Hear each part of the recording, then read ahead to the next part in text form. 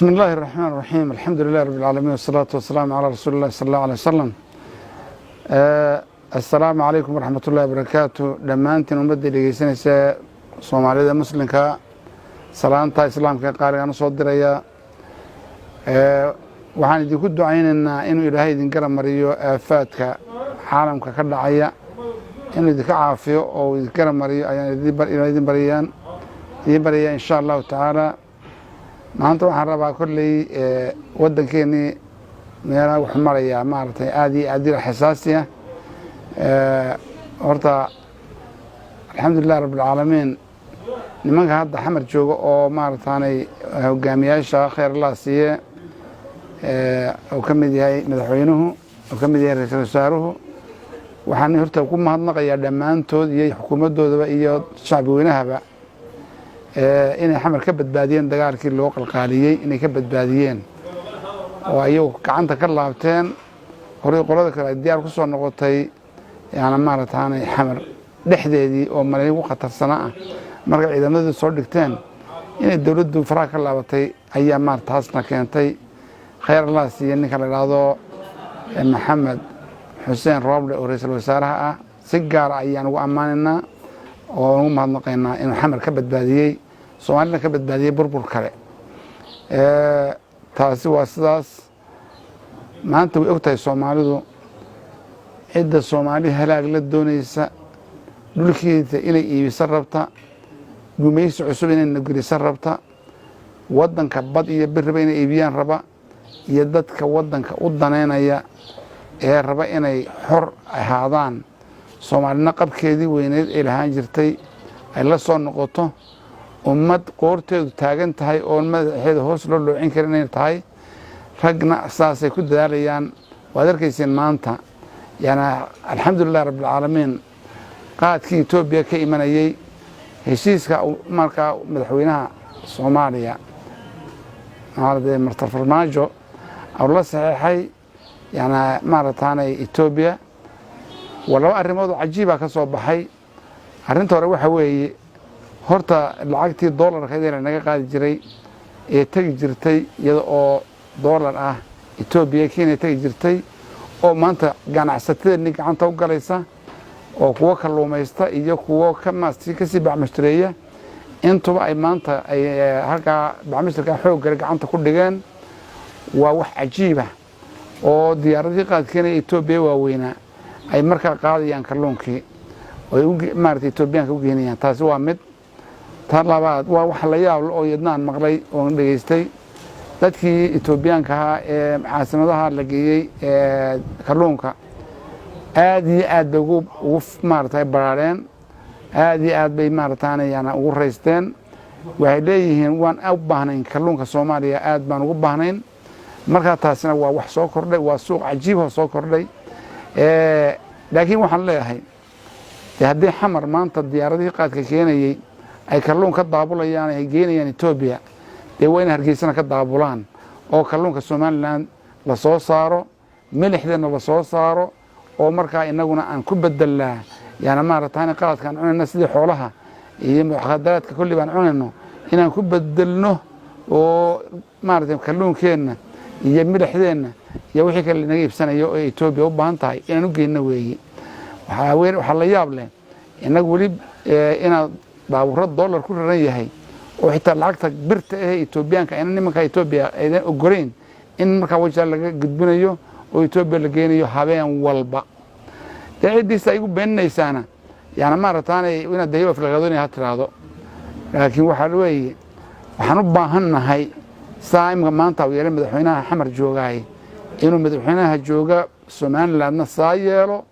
oo etoobiya ugu bedelo qaadkooda kalluun ugu bedelo iyo milixda oo meel walba inoo taalla labadana aad bay ugu baahan yihiin taasi baan ku talinayaa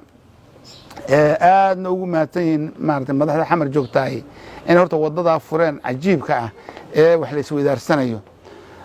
waxa la isweydaarsanayo adduuba saasay ku dhisan tahay waddan kolkuu wax maaragtay loo keeno waa in waddankaa isna wax laga qaabtaa laga iibsadaa laga qaataa oo wixiisa loo iibgeliyaa haddii kale dee waxaad noqonaysaa maaragtay xayawaan iska daaqayo unoo wixii halkii doolarku soo galana aad cid kale un siiso taasi waa saas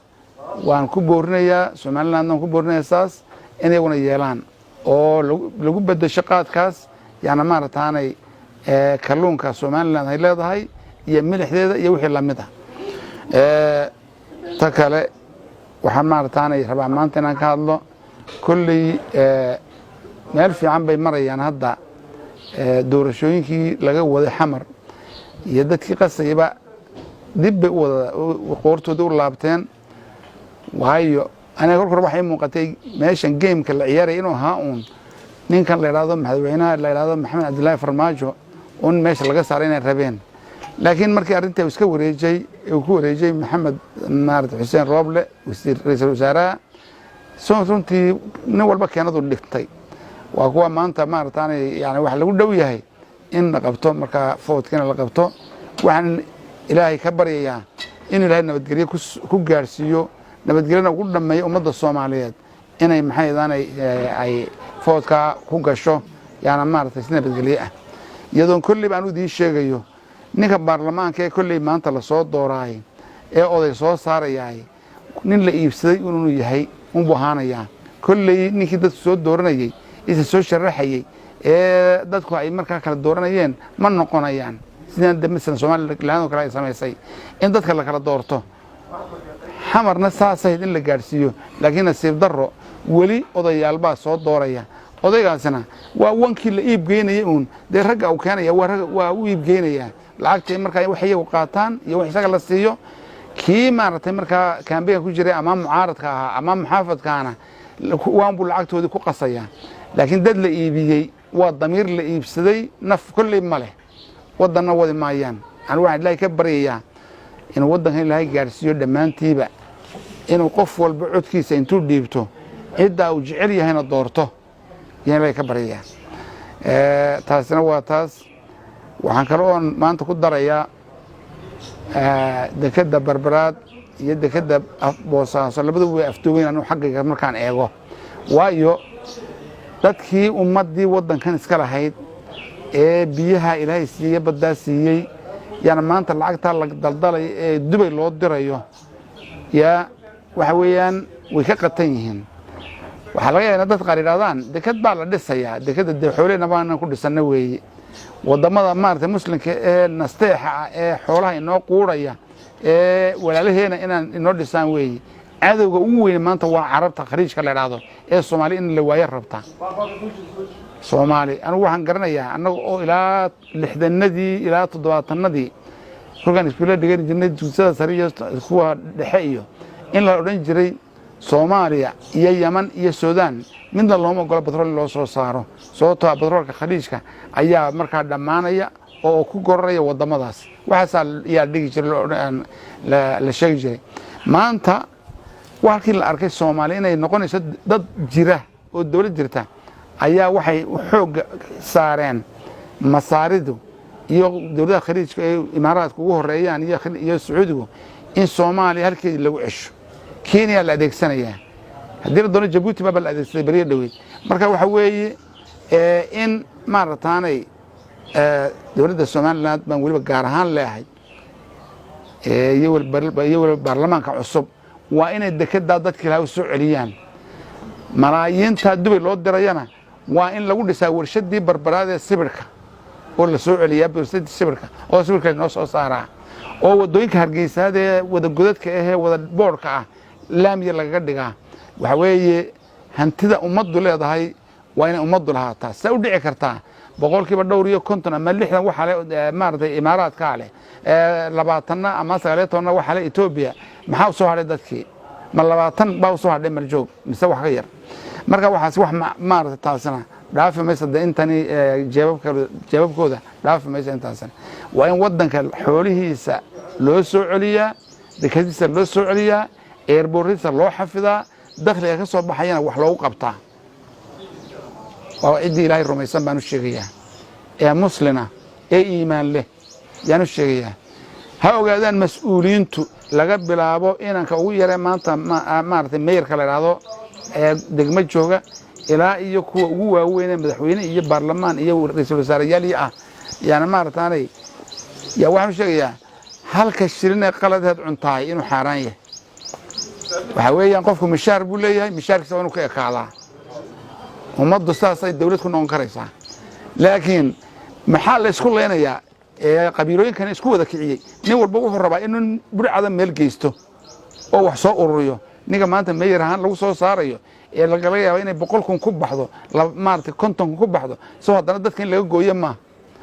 waxa weeyaan waxa leeyahay Soomaalidu ha u soo noqoto iimaankii lixdanadii jiray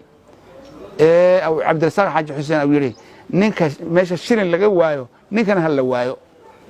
وراداس دوري اللي إحنا ندني قرنيا ماشى شيرين لقى وايو وإن نينك أنا لوايا